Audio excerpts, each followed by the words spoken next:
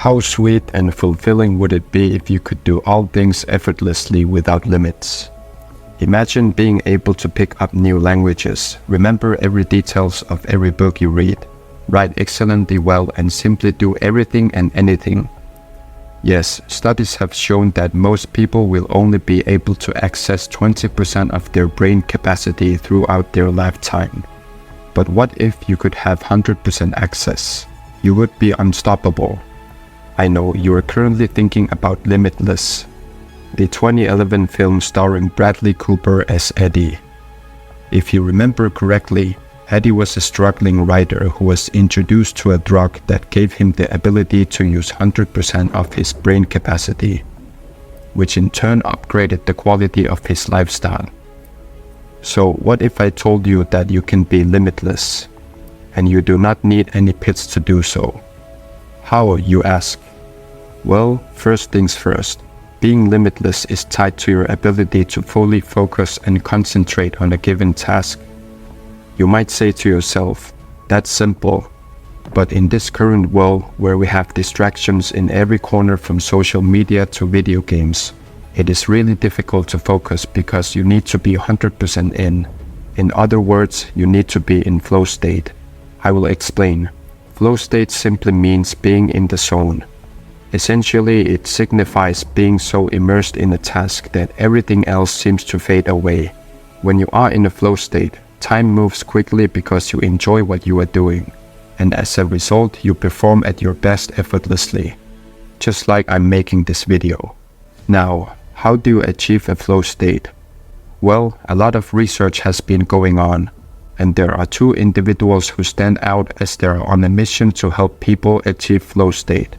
Ryan Doris and Stephen Kotler are co-founders of the Flow Research Collective, and among other things, they have found that caffeine is really useful in helping you achieve the flow state. The reason why I believe this works well is because I have experienced it. Let me tell you a short story.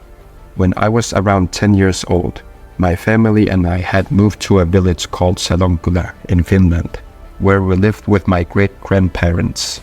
My great-grandparents are quite incredible because they have gone through World War II with Russia. Amidst that, they had like 9 children and managed to live until their 90s. In fact, I was told my great-grandfather planted the apple trees in front of his house when he was like 10. I was quite amazed by them. It was during this stay that my great-grandfather offered me a cup of coffee and told me that men drink coffee. Now thinking about my school years, I had hyper-focus during class and learned 3 languages, which led to good grades and gave me the opportunity to participate in Japan's high school year program. I started drinking coffee at like 13, and I can't say it's very healthy at that age, but I was and still am constantly in flow state. Now back to the Flow Research Collective method of getting into flow state with caffeine. Co-founder Ryan Doris has a YouTube channel where he talks about getting into flow state. In one of his videos, he talked about the use of caffeine in achieving it. He mentioned that caffeine doesn't have to be harmful as some of us believe. If only we could keep it at bay. I mean, if we don't do too much or too little. Ryan explains that flow state itself is a part of 4-phase cycle, which consists of struggle, release, flow, and recovery. Now, you might be feeling a bit confused, but think of it like a normal cycle. Naturally, when you have to complete a task, it's common to experience confusion and struggle with the bulk of new information you need to process. Ryan said, and I quote, "In struggle, our problems seem unsolvable, our efforts unsustainable, and the whole situation feels as far from flow as it could get. Essentially, you will find yourself in a stage of struggle. But caffeine might be just a shortcut through this phase of the cycle. You see, caffeine induces an altered state of consciousness, which is why you feel alert and alive whenever you consume it. So in case, caffeine reduces cognitive load, making information processing faster and more efficient, thus helping you reach the release state faster.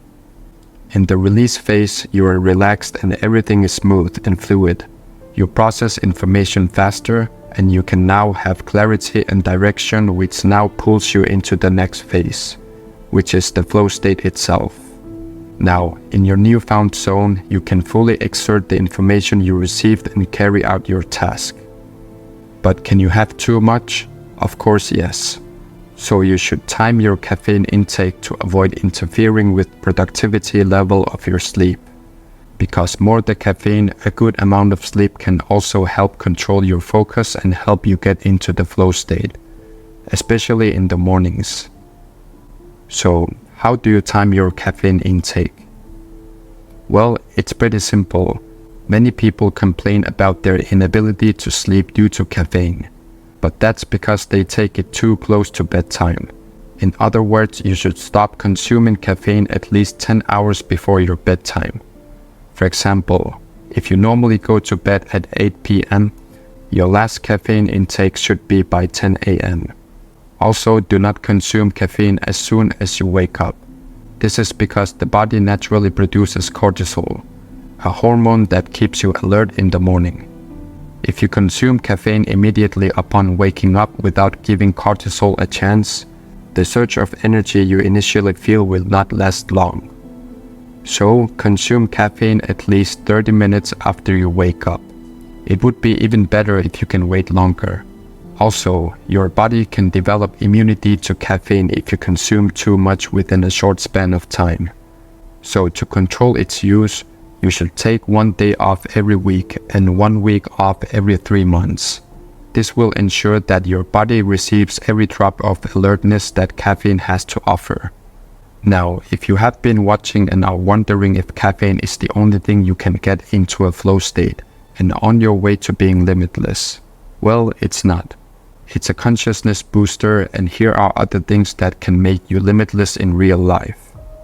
Control your energy and mindset. This is the first step to being limitless and achieving focus. As humans and adults with responsibilities, our minds tend to wander. We often contemplate life, struggles, and everything in between. And the way we view the world is often a reflection of how we view ourselves. Consequently, this conditions the way we live our lives, and the only way of it is to have control over our mindsets. Now, how do you do this? Well, you won't get into a flow state and be limitless if you don't have energy in the first place. Essentially, you need to get up and be proactive. You need to have the willingness to do better. Of course, I understand life might be showing you its other side, and you might have lost all motivation. But sitting around won't change anything. So, the next time you have a task to complete and you are feeling too lazy or unmotivated, just get up and control your mindset. You can do something that gets your heart beating faster, which in turn will give you energy. For instance, you can do push-ups or do jogging outside your neighborhood. Just get yourself up and going. Control your focus. I know we have talked about getting you past the struggle phase faster with caffeine. You can also do it more naturally. In case your body reacts funny to caffeine, which is rare, or you just don't buy the idea, so how do you focus? First things first. You need to eliminate everything that wastes your time, your favorite apps, your TV, or any other distractions from the task at hand. You can easily do this by putting your phone on Do Not Disturb mode. This way you will be able to fully concentrate on your tasks. Also, if you are someone whose mind always wanders and can't seem to focus on one thing at a time, you should try meditating. Regardless of what you might think, meditation is really helpful. This is because during your meditation exercise, you only have to focus on your breathing, which will prepare your mind to concentrate on just one thing at a time. Another strategy you can try is breaking your big task into smaller manageable tasks. This will give you motivation to continue because for each task you complete, you will feel more energized and ready to see the results of the bigger goal. Broaden your knowledge. This is one of the most important things. If you really want to be limitless and take advantage of your focus and flow state, you need not limit your learning. You need to read a lot of books. Now, you cannot focus on your niche or industry. You need to read books about everything. And not just one book, but at least 3 talking about the same topic or niche. If you do this, you will have mostly covered everything you need to know about the niche.